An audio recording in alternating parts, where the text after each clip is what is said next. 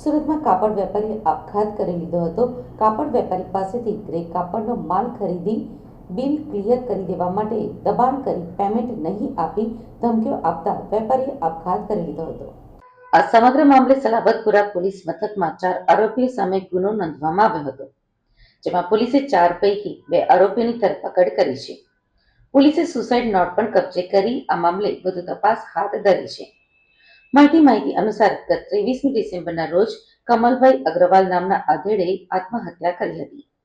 તે સંબંધે સલાબતપુરા પોલીસ મથકમાં અકસ્માત મોત નોંધી તપાસ કરવામાં આવી હતી. આ મામલે તેના પુત્રએ ફરિયાદ આપી હતી કે તેના પિતા પાસેથી આરોપી આબિદ હુસેન, આશિષ ટંડન, વિક્રમ અને તુષાર ગોયલ આ લોકોએ વેપારી પાસેથી ગ્રે કાપડને લઈને તેનું પેમેન્ટ કર્યું ન હતું અને તેના નાણાં નહીં ચૂકવી તેના બિલ પાસ કરાવવા માટે ધમકી આપતા હતા અને પ્રેશરાઇઝ કરતા વેપારીએ આપઘાત કરી લીધો હતો. આ મામલે ગુનો દાખલ કરી આરોપી આબિદ હુસેન અને આશિષ ટંડેલની ધરપકડ કરવામાં આવી છે.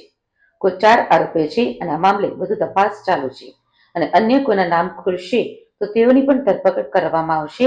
તેમાં સુસાઇડ નોટ પણ મળી છે, જે તપાસના કામે કબજે કરવામાં આવી. ગઈ 23 તારીખના રોજ કમલ અગ્રવાલ નામના એક આધેડે એક આત્મહત્યા કરેલી. એ સંબંધે સલાબતપુરા પોલીસ સ્ટેશનમાં એડી દાખલ કરવામાં આવેલી.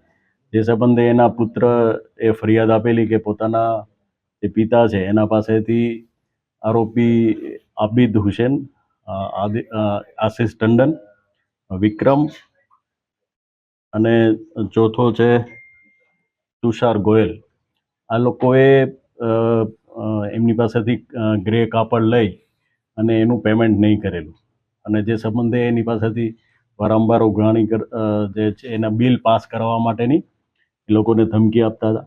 તે સંબંધે એને મરવામાં, હા, જે મેં અગાઉ કહ્યું એમાં 4 આરોપી હાલ FIRમાં નામ છે.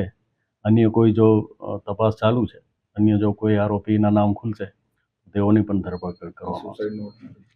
આ અંગે સુસાઇડ નોટ પણ મળેલી છે, જે તપાસના કામે પોલીસે સામેલ રાખેલ છે.